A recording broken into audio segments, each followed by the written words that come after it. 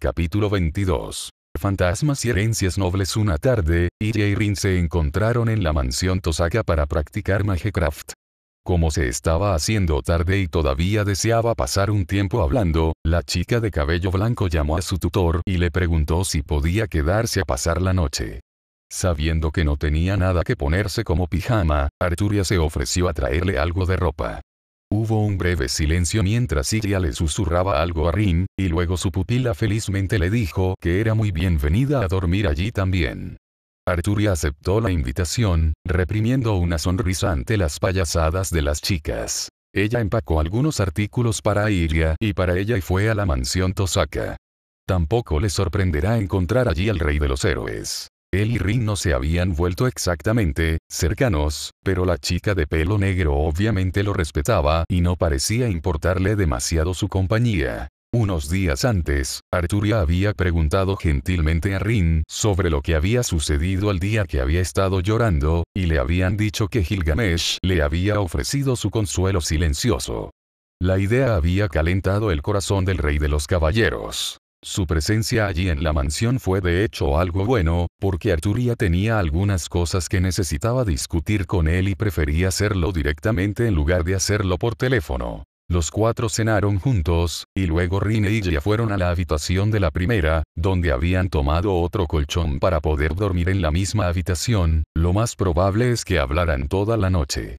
Arturia probablemente habría objetado ese plan si el día siguiente no hubiera sido domingo y no hubieran podido dormir. Los dos reyes permanecieron en la sala de estar, bebiendo sus bebidas favoritas y hablando cómodamente entre ellos. La conversación terminó en noble fantasmas, especialmente los más poderosos. Hablaron sobre la habilidad del caballero de honor de Berserker, que podía convertir todo lo que tocaba en su fantasma noble. Luego mencionaron el mármol de realidad del jinete, Yonio Yetaroi, que era la encarnación de sus grandes capacidades como líder. Gilgamesh era bastante realista cuando hablaba de Ea. Cuando hay una etapa digna de usar su poder, nada puede esperar resistirse contra Ea. Arturia pareció dudar por un segundo. Algo podría, respondió ella. Antes de que él pudiera hacer más que solo mirarla con una ceja levantada, completamente poco convencida, agregó, mi tercer fantasma noble, Avalon. Parecía un poco curioso. Como tenía que hablar con él sobre otras cosas que tenían que ver con eso, comenzó a explicar. Avalon es la vaina de mi espada, Excalibur. Fue robado durante mi vida y perdido a lo largo de los siglos. Los Ainsburns lo encontraron y lo usaron como catalizador para convocarme como siervo. Se detuvo por un segundo, recogiendo sus pensamientos. Llegué a sospechar que luego se colocó dentro de Irisbiel para ayudarla a mantenerse con vida hasta el momento en que tuvo que convertirse en el recipiente del Grial. Recordó lo rápido que se había curado la mujer después de haber sido gravemente herida contra Kirei, y como incluso había tenido suficiente energía para ayudar a Mailla a recuperarse. En ese momento, ella simplemente había aceptado que las habilidades médicas de los Ainsburns eran mayores de lo que pensaba, pero la verdad no había sido tan simple. Ella continuó en su explicación. Avalon es un noble fantasma de defensa muy poderoso. Tiene, entre otras cosas, grandes habilidades curativas, pero como soy su dueño, funciona a su máximo potencial cuando estoy cerca de él o para usarlo. Gilgamesh guardó silencio por un momento. Nunca había oído hablar de una poderosa defensa noble fantasma, pero tenía sentido que, si existía, fuera ella quien la poseyera. Como él era el espíritu heroico con el arma de ataque más fuerte, era justo que ella fuera el espíritu heroico con el arma de defensa más fuerte. Incluso si todavía dudaba de que una funda simple pudiera tener suficiente poder para resistir a Ea. Sin embargo, había algo que ella no le había explicado, y él procedió a hacerle esa pregunta. Después de que la mujer murió, ¿qué le pasó a Avalon? Arturia respiró hondo.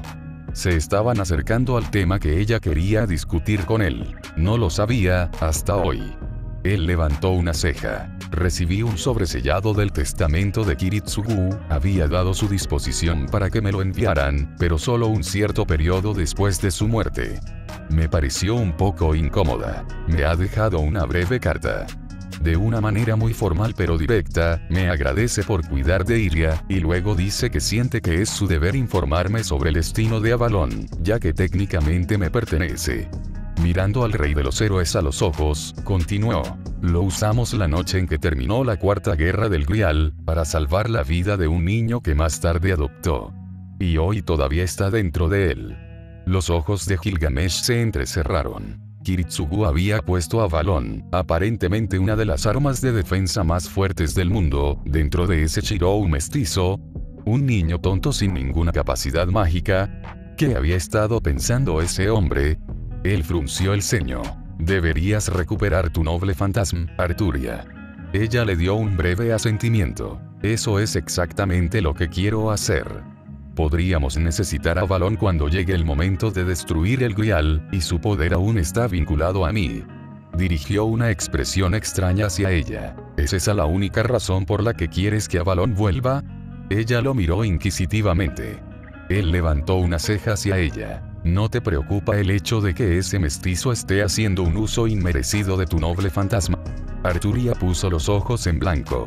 Gilgamesh, Avalon se perdió durante mi vida, por lo tanto, incluso si todavía cuenta como mi noble fantasma, no puedo verlo como mío. Aparte de eso, si fue lo que ayudó a salvar una vida inocente, ¿por qué debería estarlo? Molesto por eso.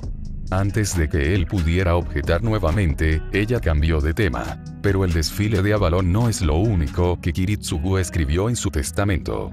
Dijo que hace unos años, después del final de la guerra, intentó visitar a Iria en Alemania y, cuando el campo de protección de los Einsverns no le permitió acceso, tomó algunas precauciones contra ellos. Eso no fue suficiente para aplacar la irritación de Gilgamesh contra el niño, pero decidió dejarlo de lado por el momento. Ella continuó. Sospechando que podría ocurrir otra guerra del Grial en el futuro, colocó bombas en todo el castillo, colocados de tal manera que en unos 20 años explotarían completamente el lugar. Esa fue una noticia más agradable para el rey de los héroes. Si los Einsverns alguna vez intentaron ser astutos o manipuladores de alguna manera. Interesante, dijo lentamente, ya con algunas ideas en mente. Hubiera sido reacio a usar sus fantasmas nobles contra esos mestizos, pero usar bombas colocadas por el antiguo maestro del rey de los caballeros fue algo que encontró una buena alternativa. No había olvidado la forma en que Hupstacheit von Einsvern había insultado a Arturia. Podía ver la dirección destructiva que habían tomado sus pensamientos, y parecía prudente no preguntar nada al respecto. Se aclaró la garganta ligeramente para llamar su atención nuevamente, aunque, cuando lo miró a los ojos, se dio cuenta de que nunca la había perdido. Tomaremos ese asunto en consideración cuando volvamos a Alemania, que será bastante pronto, supongo, ya que ha pasado casi el tiempo suficiente. Ella parecía pensativa. Han pasado un poco más de 6 años y medio desde el final de la guerra. Cuando serán 7 años, tendremos que comenzar el ritual para destruir el Grial. Me gustaría resolver el asunto con los Einsverns rápidamente, para que ella tenga un lugar seguro donde quedarse cuando llegue el momento. Gilgamesh no tenía ningún comentario que agregar a esas palabras, por lo que simplemente la miró. Su expresión se volvió un poco más sombría. Hablando sobre el ritual, ya sabes que necesitaremos mucho maná para completarlo. Lo he estado almacenando dentro de las gemas que los Einsverns nos dieron, pero estoy preocupado porque podría no ser suficiente. Sus ojos encontraron los de él y sostuvieron su mirada con firmeza. Técnicamente, se necesita el equivalente de maná de las vidas de 6 sirvientes para que comience el ritual, pero solo 5 sirvientes están dentro de él. Puede ser que el Grial intente reclamar otra vida para ser convocado adecuadamente. Y seremos los únicos 2 sirvientes alrededor. La mirada en sus ojos era problemática, y él sabía por qué. Significaba que una o ambas vidas estarían en peligro cuando trataran con el Grial. Sin romper su mirada, habló. La vida de uno de nosotros podría ser necesaria para materializar esa taza sucia. Era obvio. Acababa de decir un hecho. Tampoco apartó la vista de él, y su expresión de arrepentimiento se volvió firme. Nunca te sacrificaría, Gilgamesh, y nunca quisiera hacerlo. Te lo juro, no te dejaré morir. No permitiría que le quitaran la vida si pudiera hacer algo al respecto. La mirada en sus ojos, sin embargo, se convirtió en un resplandor. No permitiré que te sacrifiques, Arturia, nunca. Sus ojos rojos ardían sobre los de ella, y su voz era helada. No he estado cerca de ti durante casi 7 años solo para verte tirar tu vida. Se inclinó hacia adelante en el sofá, con los ojos clavados en su alma. No presumas que voy a permitir eso. Aunque se sorprendió por su intensidad, no se desanimó. Gilgamesh, si se necesita una vida para completar el ritual, no dejaré que la tuya sea tomada. Y si la mía es lo que nos hará capaces de librar a este mundo de ese cáliz corrupto, entonces lo daré. Sus ojos verdes estaban determinados, pero sus ojos rojos eran aún más resueltos. No morirás mientras estoy contigo, Arturia. En esto, nunca me comprometeré.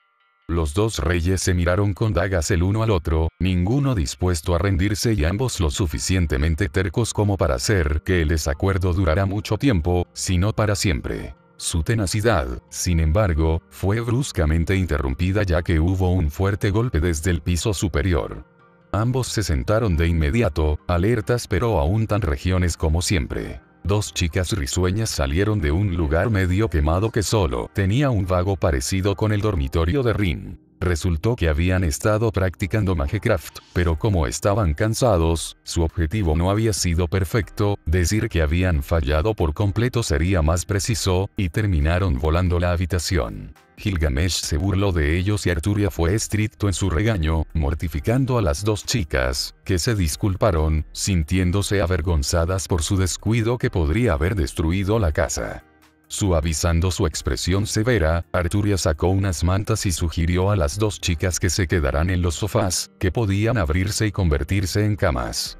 Emocionados, Rin y Ylja rápidamente ayudaron a establecerlos, y luego inesperadamente arrastraron a ambos reyes sobre ellos también. Disfrutaron de su tiempo con los dos adultos, conversando animadamente hasta que se durmieron, más cansados de lo que se dieron cuenta. El rey de los caballeros colocó suavemente las mantas alrededor de las formas dormidas de las dos chicas y se levantó para echar un vistazo al desorden que era el antiguo dormitorio de Rin antes de irse a dormir también.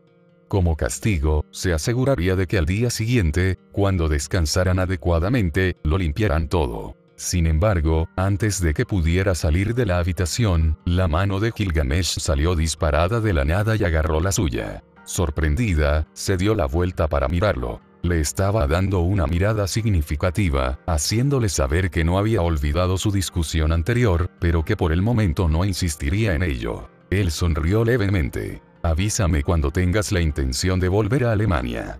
Será interesante.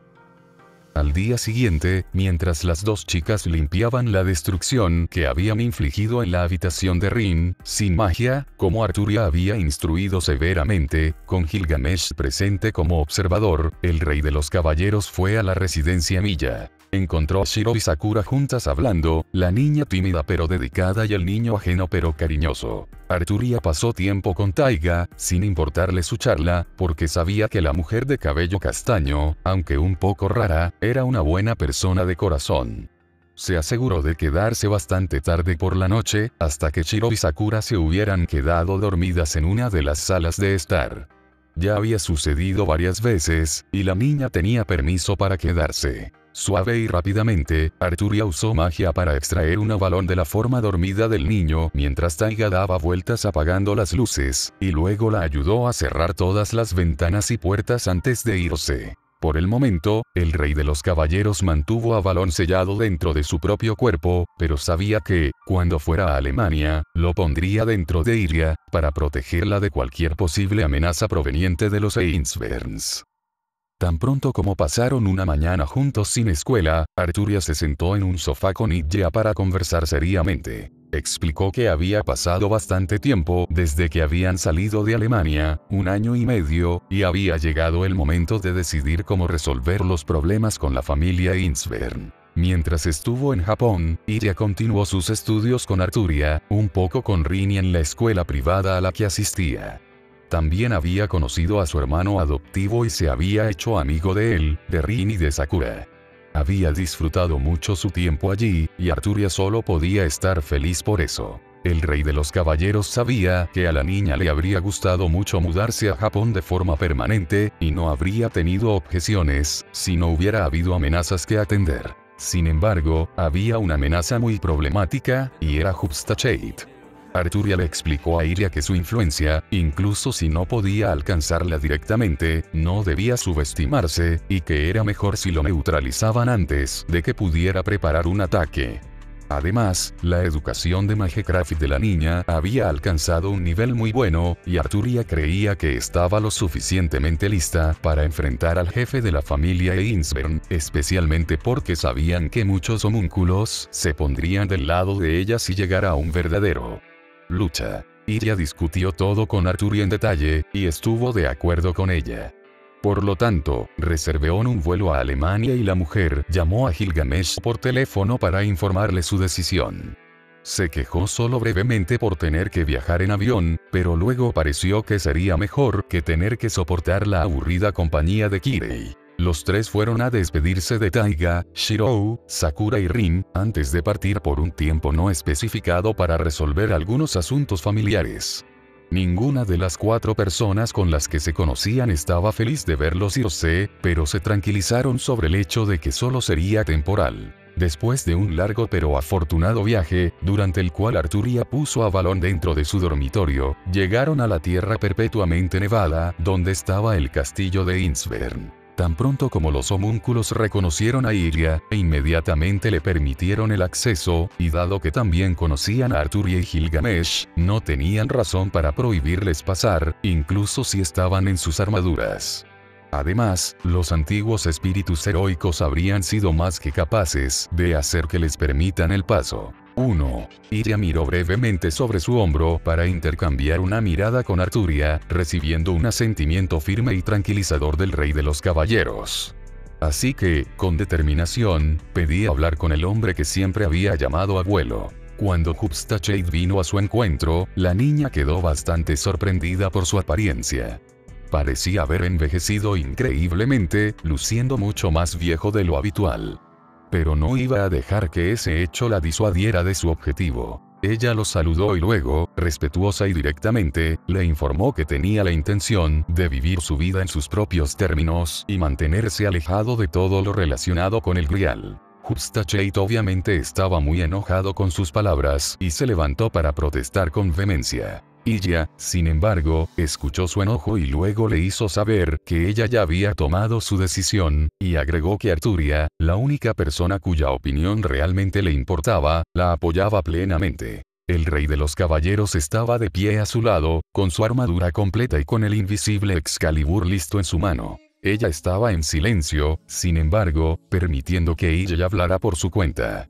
Fue entonces cuando Hupstacheit perdió el control y le gritó a la niña, con odio ardiendo en sus viejos ojos. Él le recordó que ella no era más que un homúnculo, una herramienta creada con el único propósito de materializar el Grial en el mundo de los vivos. Iria se enojó con sus crueles palabras, pero la mano de Arturia, tocando ligeramente su hombro, la ayudó a mantener los sentidos. Con calma pero resolución le dijo que tenía 24 horas para decidir si aceptaba o no la vida que había elegido para sí misma, luego destruiría el castillo. Hupstacheit se quedó sin palabras cuando ella le dio un gesto de despedida y salió de la habitación junto con Arturia y Gilgamesh, que no habían dicho una palabra en todo momento. Salieron de la propiedad para quedarse a pasar la noche en el pueblo más cercano. Al día siguiente, para sorpresa de Arturia e Iria, a Gilgamesh realmente no le importó, encontraron a la mayoría de los homúnculos en el bosque fuera del castillo, esperándolos, junto con la mayoría de los tesoros que había en la residencia, especialmente todos los libros. Explicaron que ya no deseaban seguir a Hupstacheit, y que si Iria realmente iba a destruir el palacio, sabía que a ella le gustaría guardar los libros. Su lealtad hacia ella movió a la niña y luego les pidió que tomaran todo lo que necesitaban o valoraran del castillo, porque iba a ser demolido en breve. Luego fue a encontrarse con el jefe de la familia Einsvern nuevamente. Parecía incluso más viejo que el día anterior, con los ojos muertos, e inflexiblemente se negaba a aceptar escuchar a Iria por más tiempo. Trató en vano de explicarle que moriría en el desmoronado castillo si no iba a ser razonable. Se negó incluso a mirarla, pero su mirada se encontró accidentalmente con la de Arturia. Y fue entonces cuando el rey de los caballeros entendió. Hubstacheit estaba roto. Todo lo que quería era poder llegar al Grial, y había creado cientos de homúnculos, para finalmente producir uno especialmente fuerte, Irisbiel.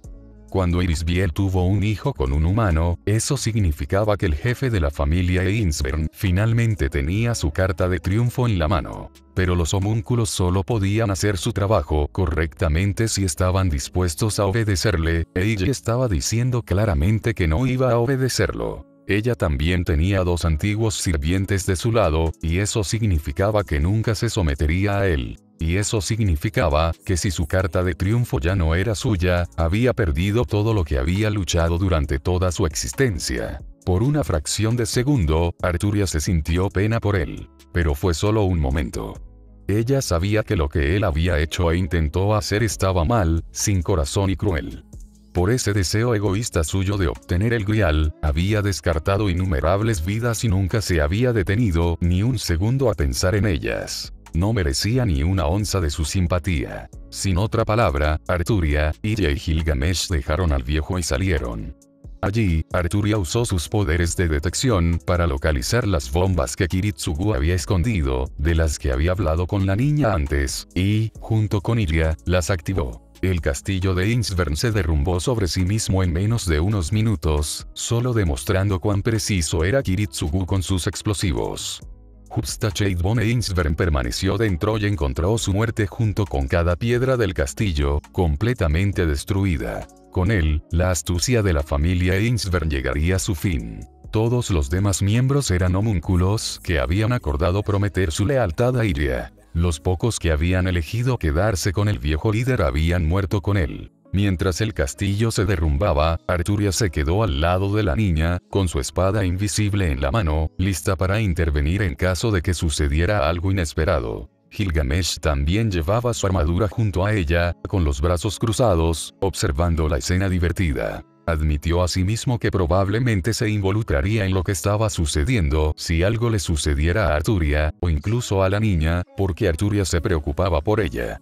Sin embargo, se negó a permitir que sus pensamientos fueran en esa dirección y simplemente se conformó con ser un testigo silencioso. Cuando no quedó nada más que una gran migaja, Ilya fue a hablar con los homúnculos, que habían visto todo.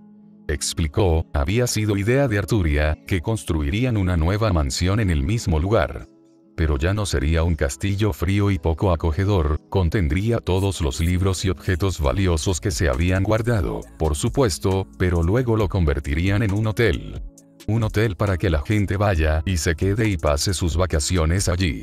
Sería una forma de tener un ingreso honesto, y los homúnculos podrían interactuar con humanos normales.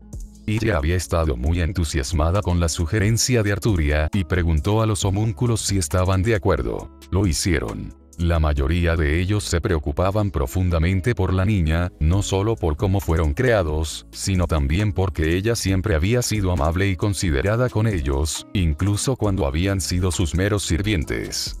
Esperaban comenzar a vivir normalmente y tener trabajos entre los humanos. Arturia, Gilgamesh e Ilya permanecieron en Alemania durante algunas semanas más, para supervisar la construcción de la nueva mansión, que también tendría un ala privada para Ilya, y obtener los permisos legales que necesitaban. El hotel sería parte de la herencia de la niña Einsvern. Por lo tanto, Arturia tenía la responsabilidad de todo.